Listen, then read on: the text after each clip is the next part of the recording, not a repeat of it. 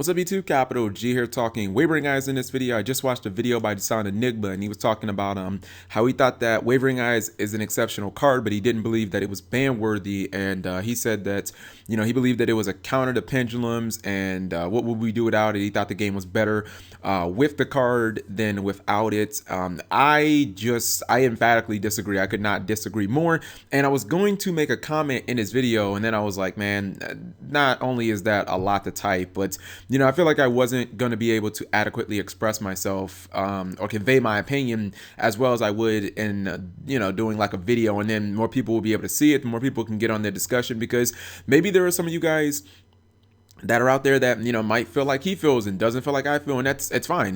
Disagreement is part of a conversation, and that'll just be what it is. But I feel like, getting a bigger audience is just a good thing. So, my take on Wavering Eyes. First off, even though I don't want the card to be banned, the card is definitely, in my opinion, more ban worthy than it isn't. If you tied me down and said, Cap, you're making the next ban list, Wavering Eyes is either at 3 or it is at 0. It's either legal in the game or it's 100% banned. There's no in between.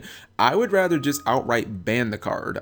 There are some reasons. For starters, this card is not actually a counter to the pendulum summon and to the pendulum mechanic, more or less, unless you're playing an actual pendulum deck. The reason I say that is because, have you ever seen Heroes or Sertello Knights, like the non-pendulum anti-meta-ish decks this game or this format that have to deal with the pendulum summon? Have you ever seen them side deck Wavering Eyes? Have you ever seen them play that card like ever? Of course not, because it doesn't benefit them. They can play cards that are very similar to Wavering Eyes when it comes to dealing with pendulums, but are just more beneficial because they can they can just do more and they're a little more consistent.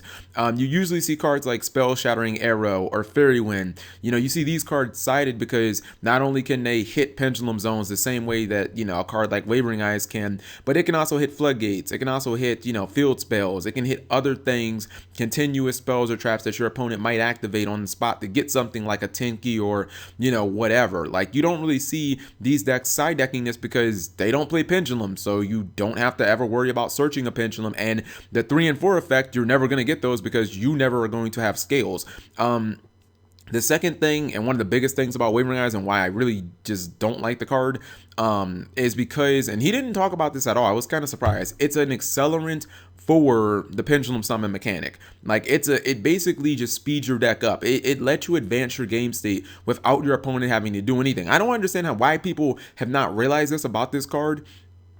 A card that lets you destroy your own pendulum zones and replaces itself with any pendulum monster in your deck. Like, that is just the definition of an accelerant. And the biggest example of this, like the easiest one I can give you guys, is the Qliphort Turbo build. I mean, this is a deck that hypothetically should have got worse. Qliphort didn't get better. They didn't get any new cards. All they got was Wavering Eyes. I mean, Scout went to 2, Sacrifice went to 1. They added no new Qliphort monsters, and yet this deck was winning regionals. Like, it was enough of a problem that Konami actually banned towers. I'm talking from 3 to 0. They outright banned it because they felt that this deck was enough of a problem. And they didn't even just do that. They didn't even just be like, all right, well, towers is done, you guys are fine. They limited Scout, and it's because you could consolidate cards that you didn't generally want in your opening hand, like Disc and Shell. You could take those cards, those junk cards that you didn't even want.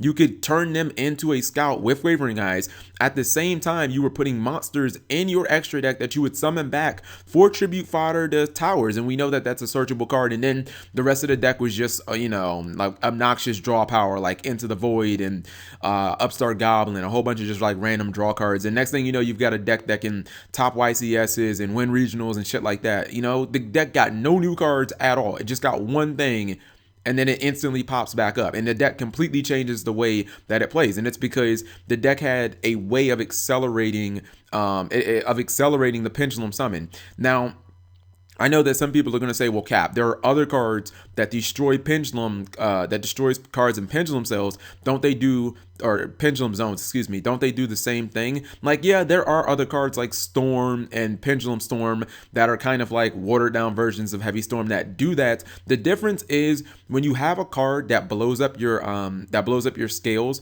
thus sending them to the extra deck. And let me just address that right quick. When you commit cards to the pendulum zones and you destroy them, for the most part, like, you're not really losing anything. If you're getting some type of like ancillary piece back, if you're getting a search, you're not losing anything, because it's kind of like when you go to the doctor and you're in the waiting room and then the doctor finally calls you in. Like, the monsters that you blow up, it's not like they go to the graveyard and they're trapped there. They go to the extra deck. You're going to summon those monsters back. So they're just sitting in the waiting room, which is the extra deck, and then you summon them back to the field, and it's like, oh, okay, well, we didn't go anywhere. We didn't really lose advantage. We're still here for you to either attack with or exceed summon or synchro summon, etc., etc.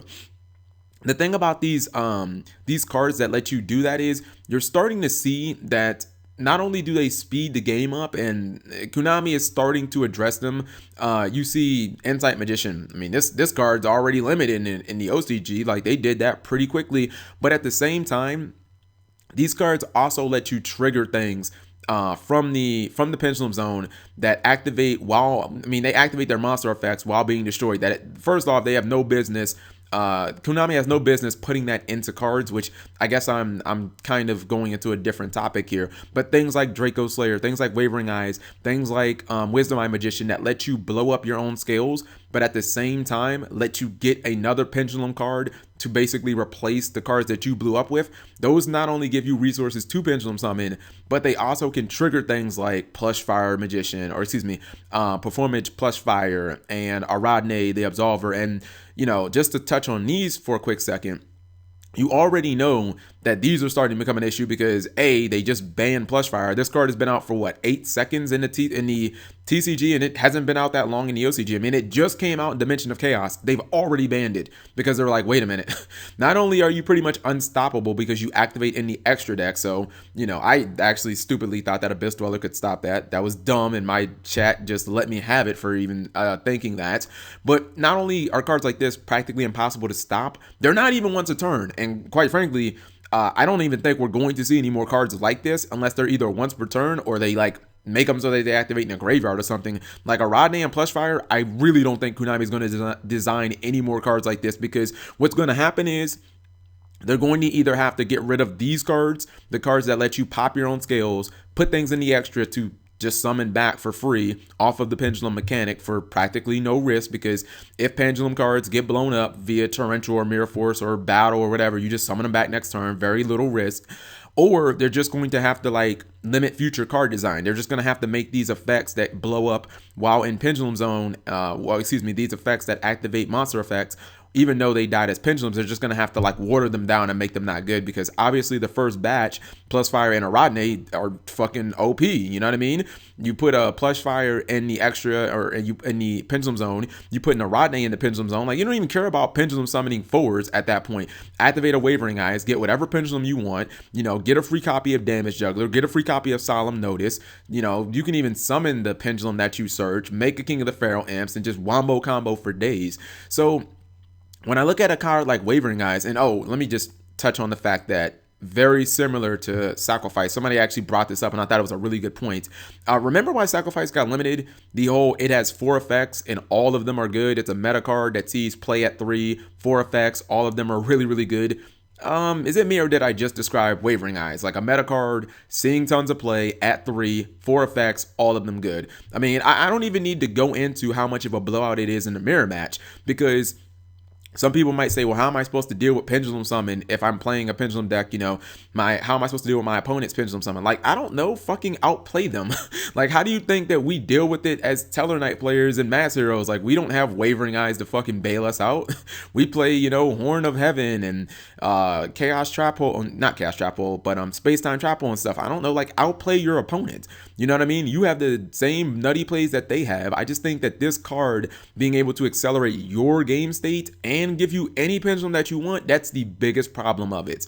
You know what I mean? And this is not an answer to the pendulum summon, especially not for decks that don't run pendulum cards. So let me know what you guys think. Am I just completely wrong? And again, doesn't even really have to do that much with these cards, which are probably both going to end up either banned or limited. I just think that I don't think there's any way that we can go multiple formats moving forward with this card at 3. If it went to 1, I'd be satisfied. But if you said no, G, it needs to be banned, I'd ride with you. I'd be like, okay, I see where you're coming from. I'd want it at 1. If you want it banned, I completely understand. But like, it being banned is not out of the question. It's actually pretty like it's more likely than it's staying at like 3 or something like that. So let me know what you guys think. Thank you for watching as always.